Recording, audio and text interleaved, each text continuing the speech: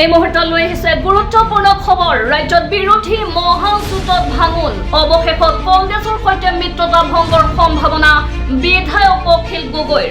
কংগ্ৰেছৰে মিত্ৰতা ভংগৰ সম্ভাৱনা ৰাইজৰ দলৰ। কংগ্ৰেছক তীব্ৰ কটাক্ষ অখিল গগৈৰ। মিত্ৰতাক লৈ পৰিস্থিতি এতিয়া অতি শোচনীয়। দুবাৰকৈ হৰা কংগ্ৰেছৰ 100খন আসনত প্ৰতিদ্বন্দ্বিতা কৰাৰ নৈতিক অধিকাৰ নাই। নিৰ্বাচনৰ পূৰ্বে ৰাইজৰ দলৰ এই পদক্ষেপে জোকাৰিছে বিৰোধী শিবিৰ মহলত। বিয়লি 3 বজাত সংবাদ মেলযোগে হ'ব আনুষ্ঠানিক ঘোষণা। জনাই গৈছে এই মুহূৰ্তৰ এক ডাঙৰ খবৰ।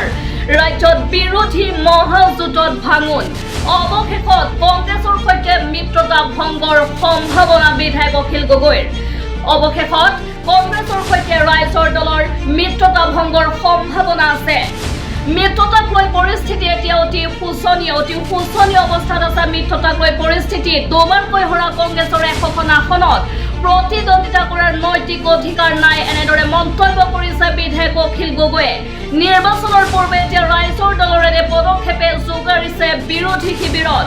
আৰু বিয়লি 3 বজাত সংবাদ মেলযোগে হ'ব আনুষ্ঠানিক ঘোষণা। কংগ্ৰেছ আৰু ৰাইজৰ দলৰ মাজত মিত্ৰতা হ'বনে নহয় এই সন্দৰ্ভত বিয়লি 3 বজাত সংবাদ মেল সম্বোধন কৰিছে বিধায়ক অখিল গগৈ। আৰু এই সংবাদ মেলৰ জৰিয়তে বিয়লি 3 বজাত আনুষ্ঠানিকভাৱে ঘোষণা কৰিব বিধায়কগৰাকীয়ে। জনাই গৈছে এই মুহূৰ্তৰ এক ডাঙৰ খবৰ। অৱশেষত কংগ্ৰেছৰ সৈতে মিত্ৰতা ভংগৰ সম্ভাৱনা আছে বিধায়ক অখিল গগৈৰ। কংগ্ৰেছৰে মিত্ৰতা ভংগৰ সম্ভাৱনা ৰাইজৰ দলৰ। কংগ্ৰেছক তীব্ৰ কটাক্ষ অখিল গগৈৰ।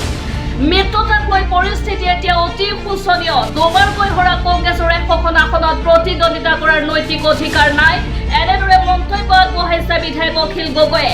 নিৰ্বাচনৰ পূৰ্বে এতিয়া ৰাইজৰ দলৰ এই পদক্ষেপে জোকাৰিছে বিৰোধী শিবিৰত। বিয়লি 3 বজাত সংবাদ মেলযোগে হ'ব আনুষ্ঠানিক ঘোষণা। আগদিনাকৈ তেওঁলোকৰ নিজৰ কমিটিৰ 4জন লিডাৰ, মই কৈ দিছোঁ নামকেইটা: দেৱব্ৰত শইকীয়া ডাঙৰীয়া, তাৰপিছত ৰিপুণ বৰা ডাঙৰীয়া, বৈদ্যুৎ বৰদলৈ ডাঙৰীয়া আৰু ৰকিবুল হুছেইন ডাঙৰীয়া আমাৰ লগত ফৰ্মেলি মিটিং কৰিছে। আৰু গৌৰৱ গগৈয়ে ফোন কৰি মোক সেই মিটিংখনৰ কাৰণে নিমন্ত্ৰণ কৰিছে। সেই মিটিংখনত ফৰ্মেলি সিদ্ধান্ত হৈছে যে এই 2জন মানুহে ফ্ৰেণ্ডলি খেলিব। তাৰ পিছদিনা গৌৰৱ গগৈ আকৌ খেলিব নোৱাৰিব বুলি কৈ দিলে নহয়। কি কৰিম আপোনালোকে নিজে কওক। আমি কৰিম কি এতিয়া? মানে আমাৰ লগত কথাটোত এগ্ৰী কৰে, এজন লিডাৰে যদি 4জন লিডাৰে এগ্ৰী কৰিলে, এজন লিডাৰে বাহিৰত বেলেগকে কৈ দিয়ে। কৰিবলগীয়া একো নাই। মানে এতিয়া পৰিস্থিতিটো একদম মানে বেয়া। আৰু যিকেইজনক দিব খুজিছে, যিকেইটা চিটত দিব খুজিছে, সেইকেইটা চিটত আকৌ তেওঁলোকৰ গ্ৰাছৰুটৰ মানুহবিলাকে তাতে হুলস্থুল লগাই আছে, বিদ্ৰোহ কৰি আছে। আৰু কংগ্ৰেছে তেওঁলোকক বহুৱাইও দিয়া নাই, কথাটো কৈ দিয়া নাই যে এইটো এলায়েন্স আমাৰ এইকেইটা চিটত হ'ব, গতিকে হুলস্থুল নকৰিবা। যেনেকে চিচি বৰগাঁও উল্টাকে গৌৰৱ গগৈ কৈ পঠিয়াইছে যে আপোনালোকে লাগি থাকক।